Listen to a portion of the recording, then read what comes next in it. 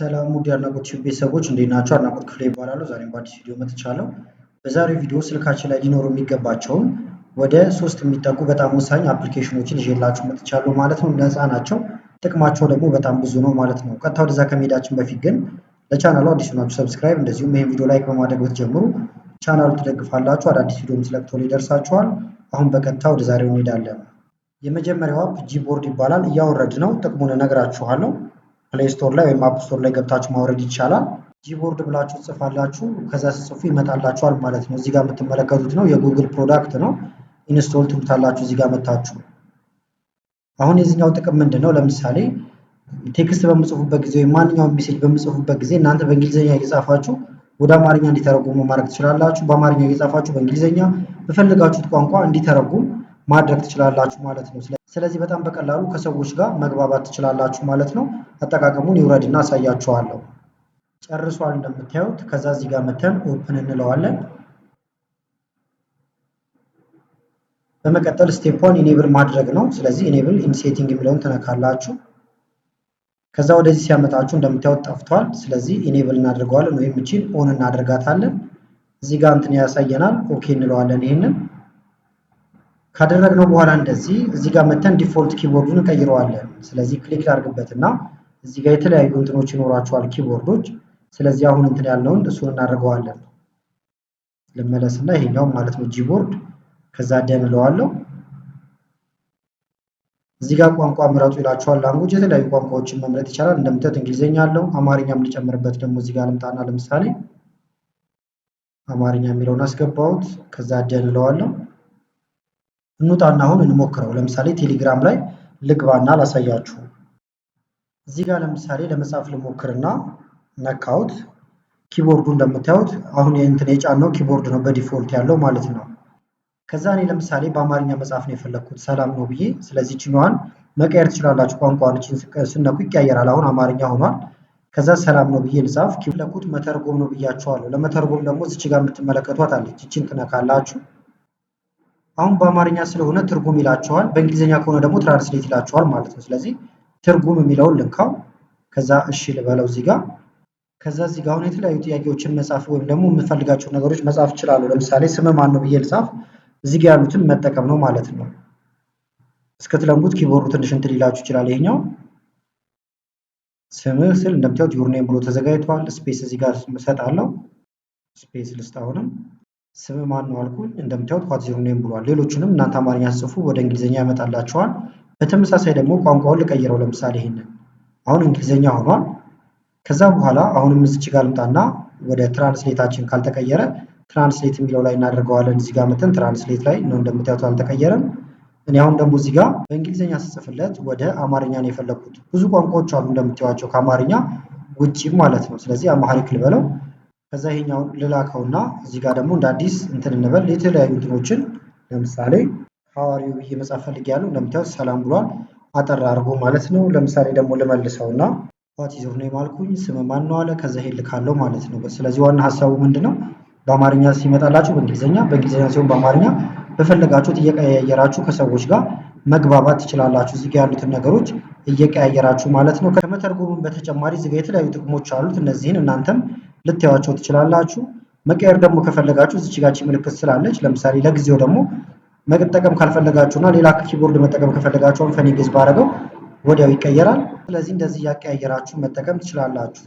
ሁለተኛው ደግሞ ለዛሬ ጠቅማችኋል ብዬ ያስኩላችሁ አፕ ምንድነው? እሱንም እንግባና እናወርደውና እዛው ጥቅሙን ማየት ስለምንችል ማለት ነው።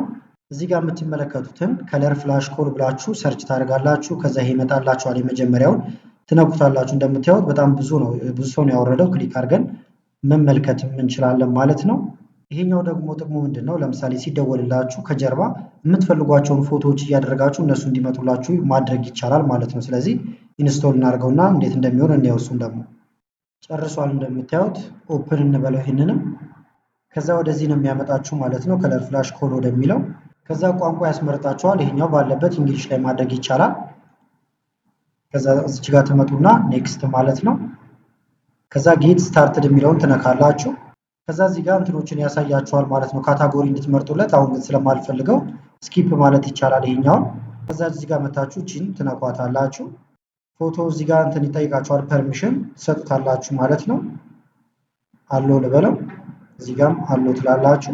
ከዛ ወደ ጋላሪያችሁ ይገባና ፎቶ ሲደወልላችሁ እንዲመጣ የምትፈልጉትን የማንኛውንም ሰው ፎቶ መጠቀም ትችላላችሁ ማለት ነው። እኔ ለምሳሌ ስለሆነ ፊት ለፊት ያለኝን ልጠቀሙና ላሳያችሁ። ክሊክ አድርጌ አሁን ሰው ሲደውልልኝ ይሄን የሚመጣው ማለት ነው። ከዛ እዚች ጋር መጣና ትራይ ናው የሚለውን ነካዋለሁ። ሲደወል እንደዚህ ይሆናል እያለኝ ነው። ከዛ በኋላ አፕላይ ለማድረግ እዚች ጋር መጣና አፕላይ እለዋለሁ። ከዛ በኋላ ሰው ሲደውል የሚመጣው እዚህ ጋር የተቀመጠው ፎቶ ይሆናል ማለት ነው። ይህንን አፕላይ ብላችሁ ትወጣላችሁ። ሶስተኛው ደግሞ በጣም ወሳኝ አፕ ነው። ከትሩ ኮለር ጋር በጣም ተቀራራቢ ነው። ነገር ግን ምንድነው የሚያደርግላችሁ? ሰዎች ሲደውሉ ስለነሱ ሙሉ መረጃ ይሰጣቸዋል ማለት ነው። አንደኛ ስማቸውን ያወጣላቸዋል፣ ፎቶቸውን፣ እንደዚሁም ደግሞ የሚጠቀሟቸውን ሶሻል ሚዲያዎች በአጠቃላይ በዛ ስልክ ማግኘት ትችላላችሁ። ስለዚህ እሱንም ለማድረግ አሁንም ፕሌይ ስቶር ጋር እንሄዳለን። ከዛ ሰርች እናድርግ። ከዛ እዚህ ጋር የምትመለከቷትን አይከን የምትለዋን እችኛዋን ማለት ነው ኢንስቶል ታደርጋላችሁ። እዚህ ጋር የምትመለከቷት ነች።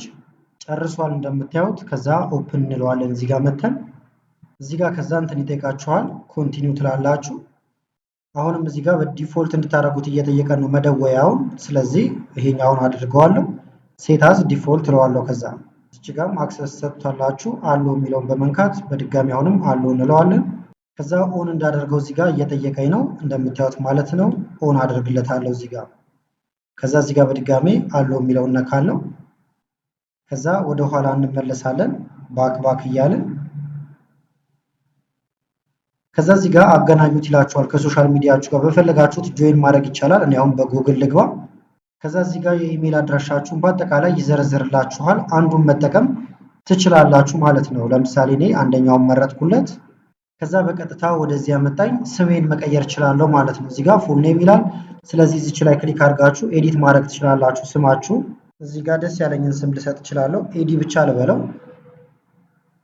ፎቶ የራሳችሁን ፎቶ እዚች ጋር ማስገባት ይቻላል። ስልክ ቁጥራችሁን ደግሞ እዚህ ጋር ታስገባላችሁ ማለት ነው። ስለዚህ ቁጥሬን እዚህ አስገባለሁ። ከዛ ቁጥሬን ካስገባው በኋላ ዚስ ኢዝ ሚ እለዋለሁ እዚች ጋር መጥቼ።